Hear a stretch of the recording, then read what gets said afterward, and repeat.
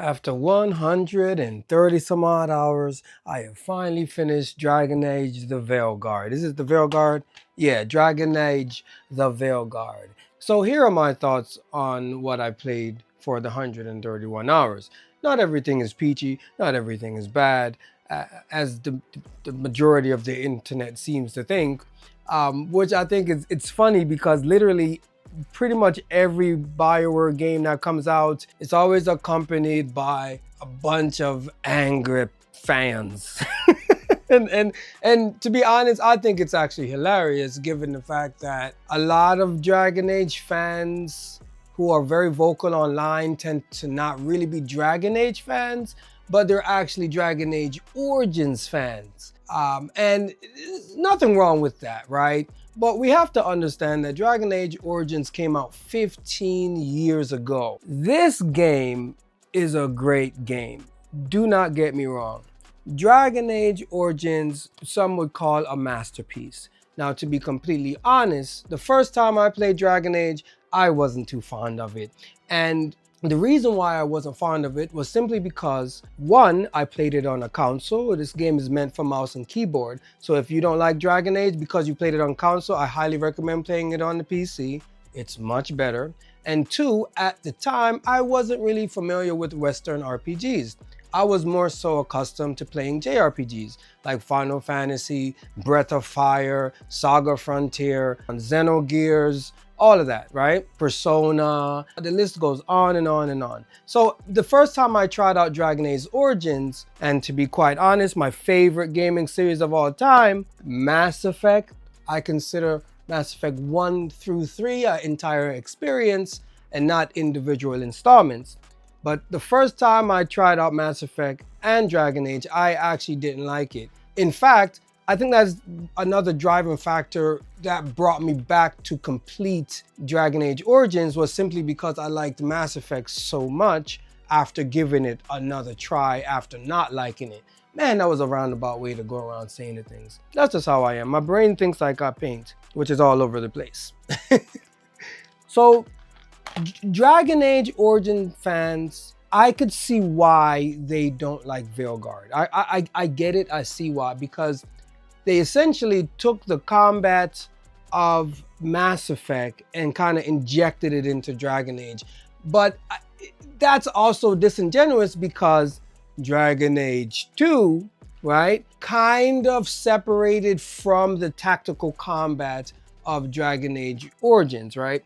And then in Inquisition, they even dulled down the tacticalness of the game even more. And then Veilguard, they just said, you know what? We're just gonna be Mass Effect. And honestly, that's probably why I enjoyed the Veilguard so much, was simply because I am a bit hungry for Mass Effect right now. Wasn't really feeling Andromeda. I thought Andromeda was decent. Almost dropped my book.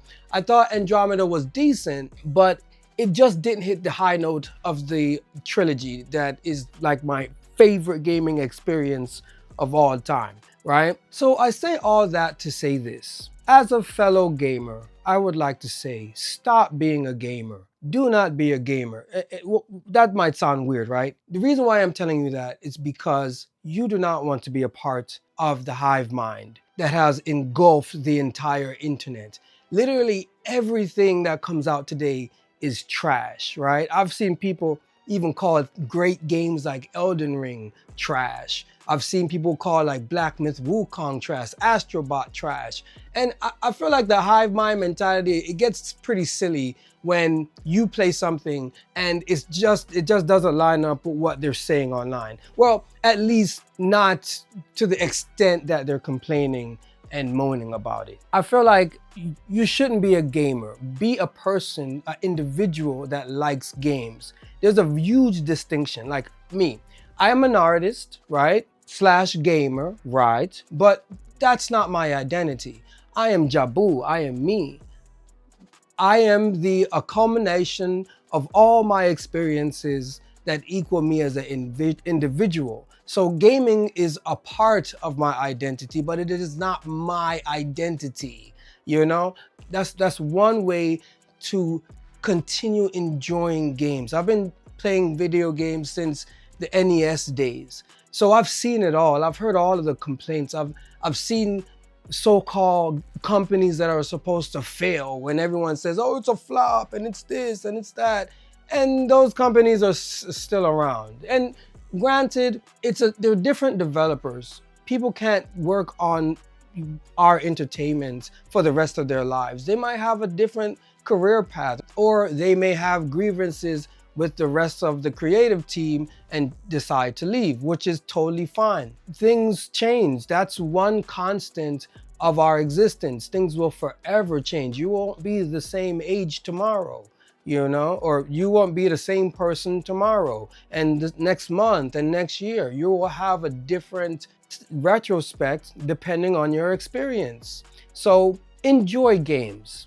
Right? Enjoy games, because honestly, if all you do is tailor your opinions to try to fit those who you think are popular because they have massive amounts of subscribers and comments and views, then your opinion and your hobby has been hijacked and probably used as fuel for the hate farmers. So just play games, just play games. One last thing before I get into the nitty-gritty of Veilguard. This game was the game that did it for me. This game was the final nail in the coffin when it comes to me taking the opinions of others online more seriously than my own opinion, my own experience with said game. When Final Fantasy 13 came out, Final Fantasy fans came out with the pitchforks and they tore this game to shreds. The discourse that surrounded the game at the time, you would have think the world was ending, according to some of these Final Fantasy fans. Final Fantasy is a failure. Final Fantasy has lost their way and all this nonsense. And it's the same thing being repeated today. You have fans who like how it used to be. Well, unfortunately, nothing ever remains the same. That's just how it is. That is one constant that we must all live with. Man, I love this game. And on the flip side is also true.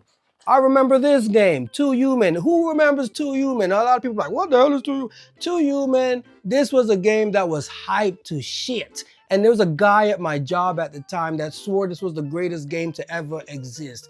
I despise this game. I wanted to like it because he liked it and the people on the forums liked it. But I was like, no, this is not a great game, to me at least.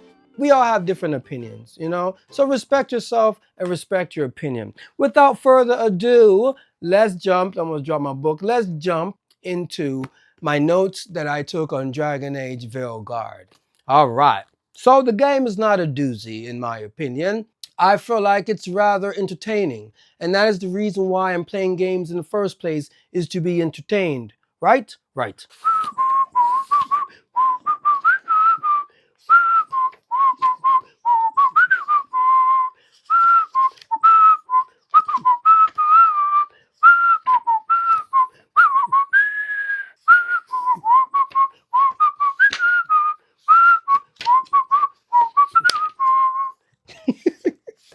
Okay, I feel like am I too close to the camera? I feel like I'm too close, maybe not. I hope my head isn't cut off. That always happens in these videos. Anyway, okay, so let me just start off by saying this. The original reveal trailer for Dragon Age is terrifying.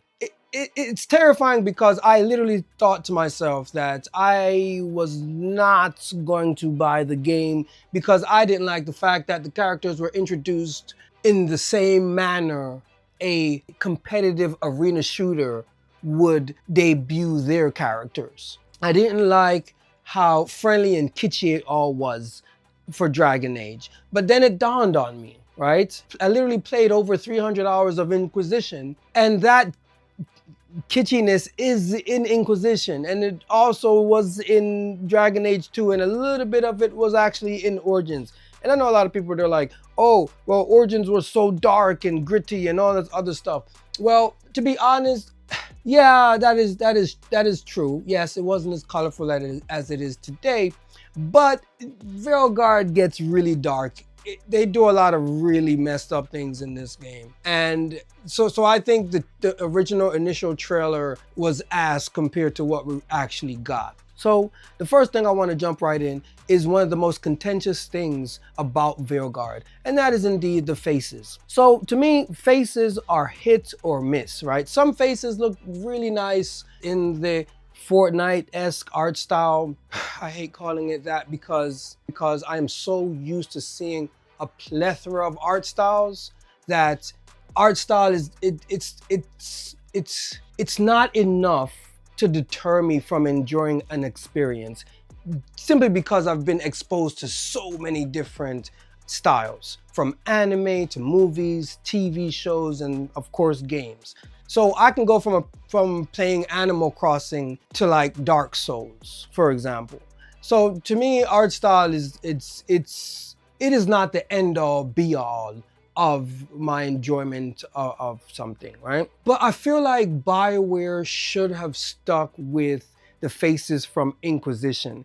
In Veilguard, the faces look a bit smoother and plasticky, and I don't know if this is just an evolution of their art style, or it was a compromise made to make the game run better. I don't know exactly what it was, but I do agree with the criticisms that the faces do look a bit jarring, but not as jarring as Mass Effect Andromeda with the duck lips. In fact, one of the things that I notice about BioWare games and a lot of other games is this constant reoccurrence of puppet face. Now, I think it's gotten better over the years, but it's still definitely there. What's puppet face? When a character is talking and their face motions like a puppet, obviously, but there's a certain stiffness with their expressions as they're trying to convey their emotions that it kind of plagues gaming on a whole. If you want to test out puppet face, just get someone who normally doesn't play games but watches TV shows and movies, and have them sit down and watch one of the discourses in one of the games. And they will point out to you, like my wife and my kids, that yeah, some of the characters have doll-like animations and facial expressions. And I think eventually this problem will be remedied out of video games, but for now, we're kind of stuck with it. So the faces weren't a big enough hindrance for me to not enjoy the game, right? Another detail that I really disliked about Veilguard's faces was actually the proportions on the faces. I feel like the eyes are a little bit too large. Some of the teeth rest a little bit too high in the frame of the mouth, right? Making them look bigger than they should be. Like they're like these little things that if I was on the art directing team, I would have pointed out and told them to go back to the drawing board. But again, there are these instances where characters look great. They look really good. When they're having an emotional moment and you look at their faces, it's very illustrative of what they're of the emotion that they're trying to display. So that is why I'm saying it's a little bit of a mixed bag when it comes to the believability and the connectiveness of facial expressions in the game. Oh, as it pertains to the writing, again, I'm used to playing JRPGs. In JRPGs, there's a lot of cheesiness. You are a liar if you come on here in my comment section and say Final Fantasy VII Remake and Final Fantasy VII Remake Rebirth. Final Fantasy, this is going to be a problem. Final Fantasy VII Rebirth doesn't have buckets of cheesiness in that game as well. A lot of games have a lot of cringe. Now, it is up to the individual whether it's too much cringe to the point where they just cannot stomach another second of what's being said, right? But I'm always of the mindset of, I love playing video games. If I want a story that is well written, I would go and read a novel. If I want to see acting that is amazing, I go and watch a movie. So for me, again, the cheesiness that's said is not enough to repel me from enjoyment. because that's why I'm playing it in the first place, is to enjoy it. Yes, a lot of characters say stupid shit, and yes, it is very cringy at times, but I just think it's hilarious. The same way I laughed at it in a lot of my JRPGs is the same way I laughed at it in Veilguard. Yeah, Dragon Age was not always that serious. They always had jokey shit in there. I mean, there's literally a cheese wheel shield in Dragon Age, and this is supposed to be for a tank class, the tank class, the sword and board. And that cheese wheel was actually in Veilguard, which I think is a stark reminder that maybe we shouldn't be taking these fantasy worlds too seriously. It's not life. Okay, so this is a high point for me. And I know it's going to sound silly to a lot of people because it's not a big deal to most, I guess. But I really like the hair technology in this game. I feel like hair looks very natural. Yes, there's a lot of big hair in the game. Yes, it looks like some characters lather their whole scalp with buckets of hairstyling gel and grease. Yes. But overall, in general, I feel like the hair fits very well with the aesthetics in the rest of the game, especially black hair. Black hair looks great. I love how naps look. I am a natty dready, so I appreciate seeing locks, cornrows, braids, and all type of hairstyles in the game. And I don't care what these people are out here saying, that shit looks awesome. The way the way your hair moves when you're running around is spectacular. I remember wearing shoulder length locks and just running around in circles to see them just bounce up and down as I'm running around. I know that's kind of goofy, but I tend to do goofy stuff like that when I'm enjoying myself in the game. So hair is amazing. I wish elves could wear beards, but I understand for lore purposes, just like you shouldn't have black elves, you shouldn't have elves with beards. And you know, it is what it is. Oh, and that's I'm just being sarcastic. I don't give two shits about how an elf should be. So let me talk about my second favorite thing of the visuals in Dragon Age Veilguard. I really like the look of combat. Not only do I like the look of combat, I like the way combat feels. As I said earlier in the video, there has been this shift to turn Dragon Age into Mass Effect, and fans have a right to not like this, right? But I like it. So because I like it, I like the way it felt. Like, I love the detonation system that's in Mass Effect. I feel like Andromeda had a very, very good detonation combat system. And I am very glad to see that same sensibility in Veilguard. And to be completely honest, I think I like the game a little bit more because of this. Now, that's not to say that the tactical combat RPGs or ARPGs are bad. I'm not saying that. Baldur's Gate is literally my next game. Whenever they decide that they're done making content for that game, I will start playing it. But until then, it's on the shelf because I want the biggest, grandest experience I can have. Now, it is a very, very good feeling when you start out the game feeling strong. And then you level up and you get more moves, more abilities, and you feel godlike in the end of the game. I was an ice mage. I was an ice mage in my last run of Inquisition. So I decided, you know what, let me just keep that tradition going for this game. Because to be honest, I was shocked at how fun it was to play an ice mage in Inquisition. My first playthrough of Inquisition, I believe I was a warrior with a sword and a shield.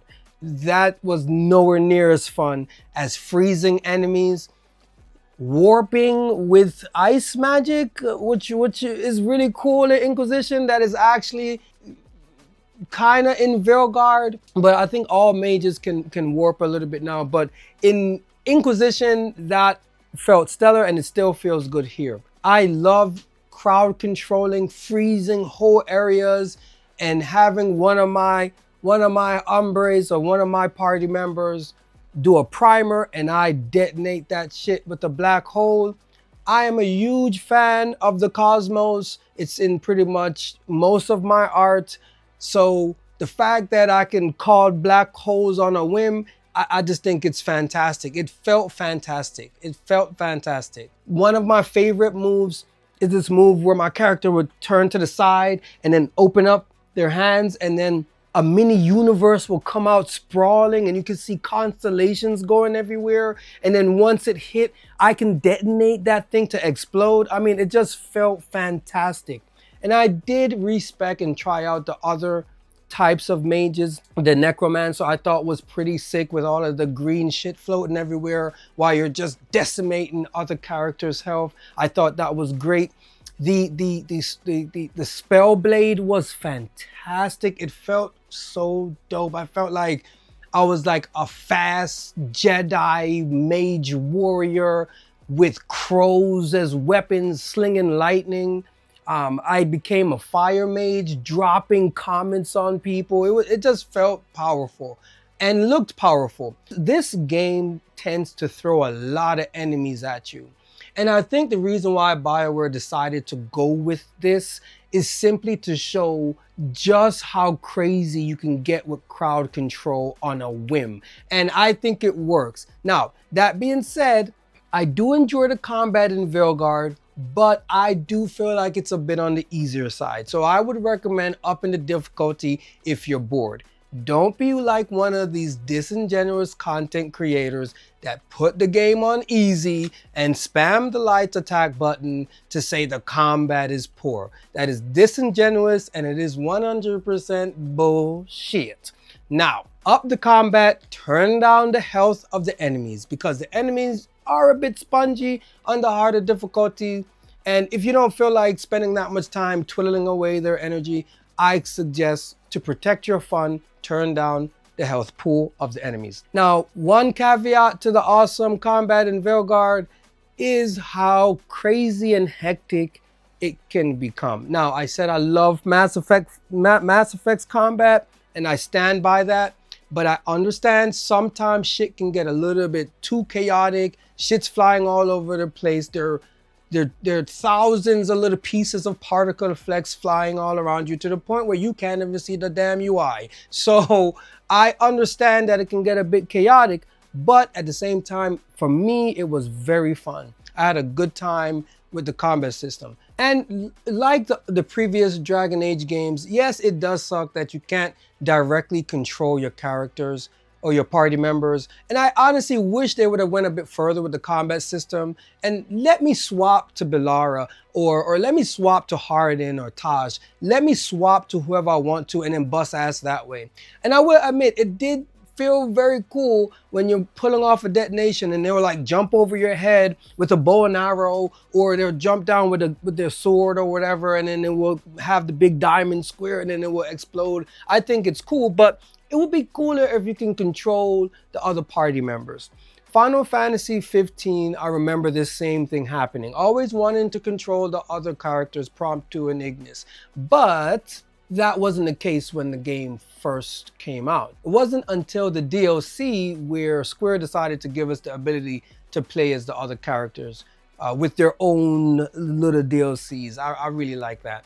And that really changed that combat system for me. And I know BioWare said they're not working on Veilguard because they're focusing on the next Mass Effect, and that's okay. But I think it would have been nice to see, or it would have been nice to be able to play as the other party members, just like the previous Dragon Age games. Now we move on to the highlight of Veilguard, in my opinion. The gorgeous environments. My goodness.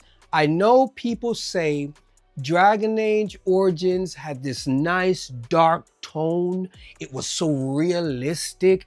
They never ever mention how board-like the NPCs animate. They never say that, but they will say the world is grand and it's dark and there's blood. Veilguard has a disgusting looking world in certain parts, and it also has beauty in certain parts. And I feel like this game, more than probably any other BioWare game, has these nice, beautiful environments that are not only complex up close, but also complex far away. Just like Final Fantasy Rebirth, there are times where I am just walking and I just get awestruck because the scenery and the environments look extremely well.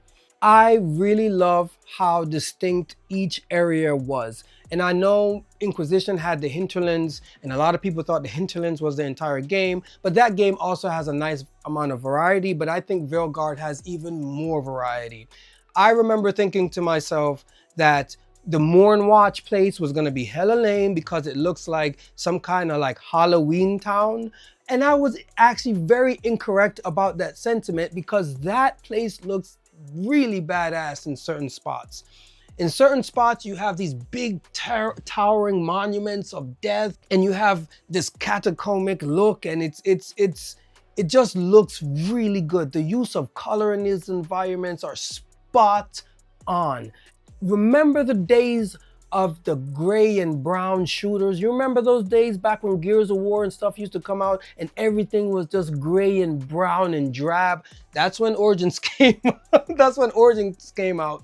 But so that's a product of its time. Now we got these developers using color to their advantage to make their environments look gorgeous or hideous. Now, I know a lot of people complain about the Blight in Veilguard, and I don't think those people actually played the game. The Blight in Veilguard is hella disgusting. It literally looks like someone's pussing flesh as you're walking past this shit, moving and pumping or whatever it's doing while you're on your way to completing a quest. The combination of flesh-like material and decaying dead tree bark is such a good combination to display infestation, and I freaking loved it. And I do like the fact that some of the puzzles involved these blight cysts or whatever they're called, and they'll have like veins going towards a gate. And yes, it gets a bit repetitive. I mean, everything about every game gets repetitive after a while. But I remember thinking like, that is really cool that I'm actually busting a blood vessel in a game to take down the life-like infestation of the Blight. It is a very different Blight from Origins, right? But again, that was 15 years ago, and I think this Blight, lore-wise, might be different. I don't know. Maybe it's the same Blight. I don't know. It's fantasy. It's made up shit. It's not like real life. Damn, man. Maybe I just don't take it as seriously as everyone else, and that's okay. And maybe that's what's allowed me to continue loving games.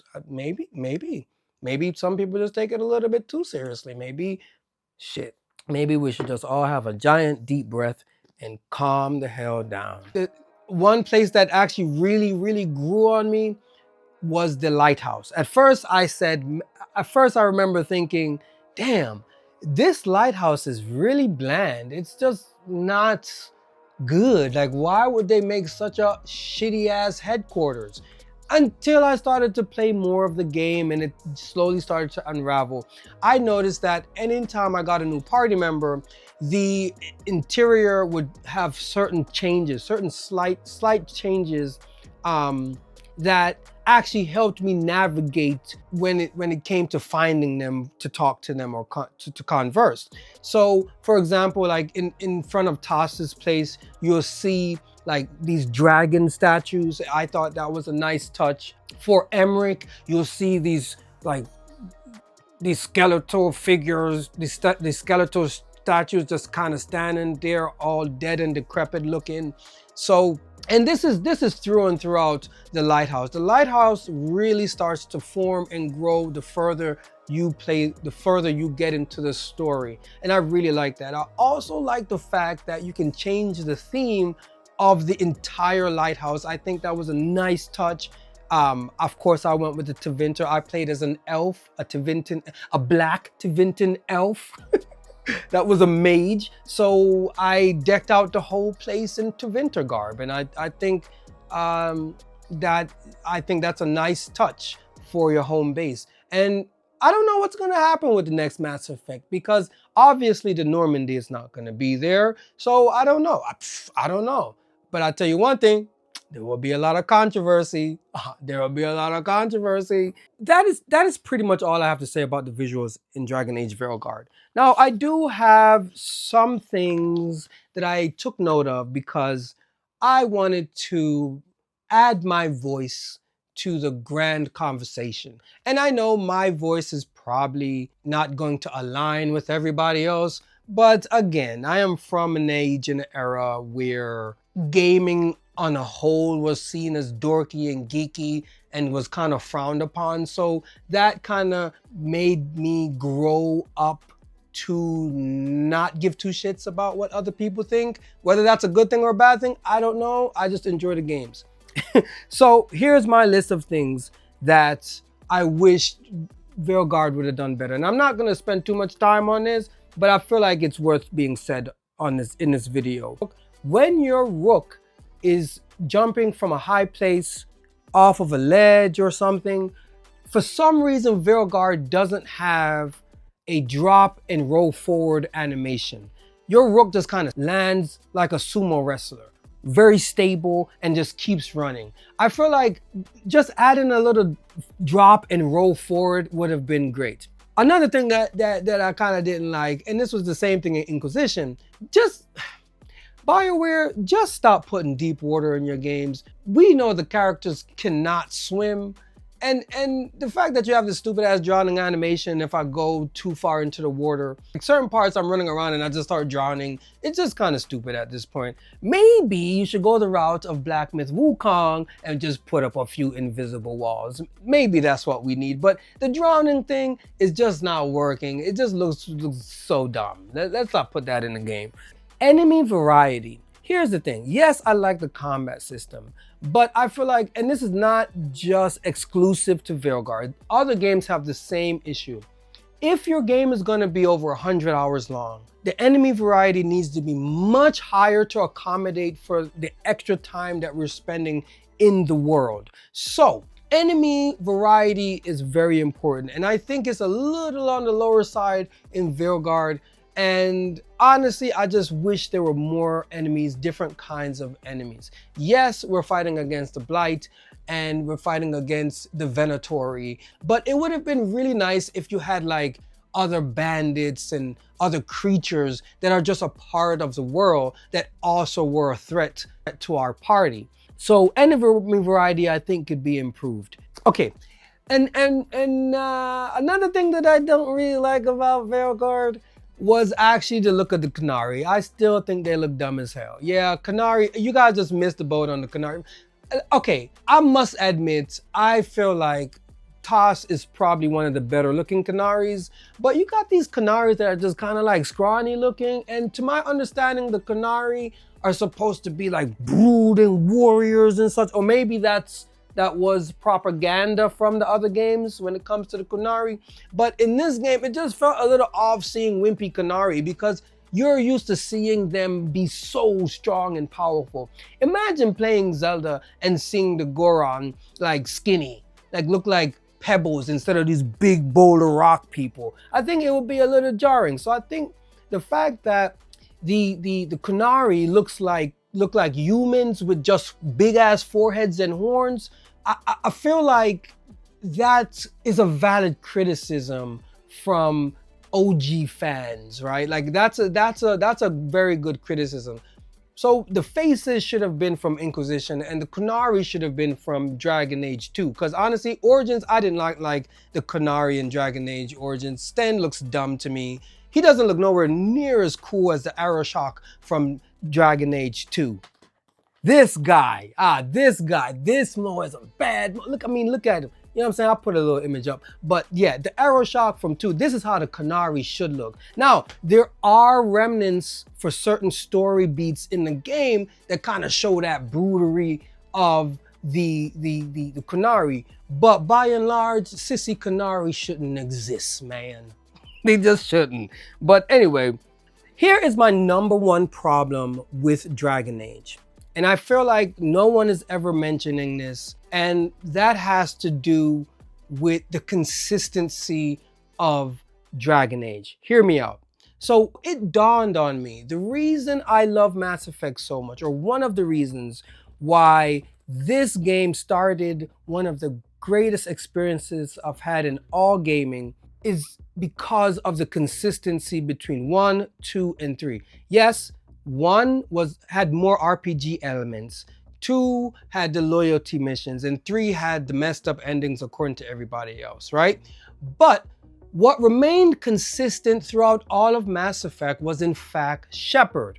So the thing about Dragon Age, and I know the games are so far apart from each other that maybe it's not in the best interest for them to have the same exact character come back again and again and again, but they do that in Dragon Age with sub-characters, right? Like Morgan has been in pretty much all of the games now, right? So Varric, he's been there for a long time too.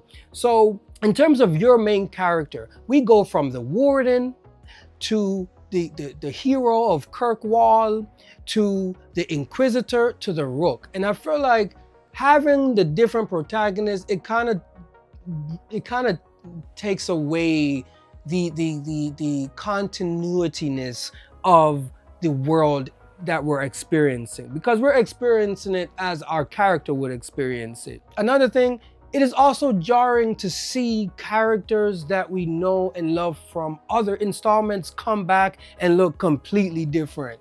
That is not a good thing. When I have to look at a character and say, hey, this is Morgan, and like take a second look, that's an issue. That's a big issue. And I'm not saying that they should always look exactly the same, but they at least need to resemble what they used to look like in previous games. That being said, I hated all of the return characters except for Varric. I think he looked fabulous, but everybody else looked kind of crappy. But and you know what? I think this is because Final Fantasy is also one of my favorite series of all time, and the difference between each installment is so big that when you see the new debut of Final Fantasy, you're not like shocked by it. It's not a like shock to see the new Final Fantasy 17 or whatever, because 15 was different from 13, which is different from 14 and 6 and 9 and all of that, right? So it's kind of weird that Dragon Age has Dragon Age in the title and in the subtitle. So you're thinking it's gonna be of the same universe. And even down to the lore, because I see a lot of people saying how everything is retconned and this and that and this and that, and I can't decipher whether that's just them wanting to change the story and go a different direction, or if it's actual retconning. I am not that deep in the lore of Dragon Age. I just like the games. I just like the game. Like some people have read all of the books, all of the comics, have all of the stickers on their walls, and they know everything about Dragon Age. They breathe Dragon Age. I'm just not one of those people. I'm sorry. I play a variety of games. So that concludes my opinion of the Veilguard, or to some, the Failguard, or whatever. Do I think you should play Veilguard? Do I think you should spend your hard-earned money to play it? It depends. If you want an experience like Dragon Age Origins, no, stay away from this game. You will not like it. If you want it to be just like that, I recommend playing something else. Maybe give Baldur's Gate a try, or some other ARPG or fantasy RPG. If you like Mass Effect though, but you never really tried out a Dragon Age game because you were just put off by the combat system from the previous games, then I would say give it a shot. Once it goes on sale, maybe, you know, because I feel bad telling someone what to do with $70 whole, especially because things are very rough for a lot of people right now. So I would just say wait for the price to drop, wait for the price to come down. Another thing you can do is, I think EA Pass has like, you can pay like $20 or $15 a month or something. Just sign up for a month, play the game, and then unsubscribe. Make sure you unsubscribe so they don't charge you again. And then, you know, see if you enjoy the game or not.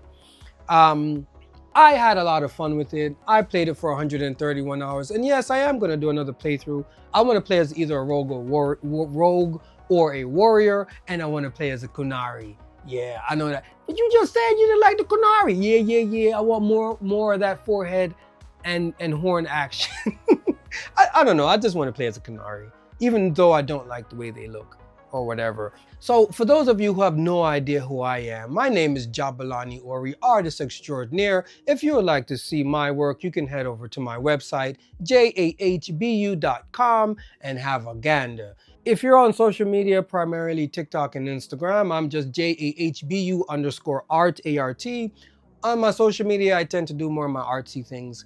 I don't post as much as I do on YouTube because art takes a very long time. The art that you see being made to the side is what I'm currently working on as we speak, or as you watch this video.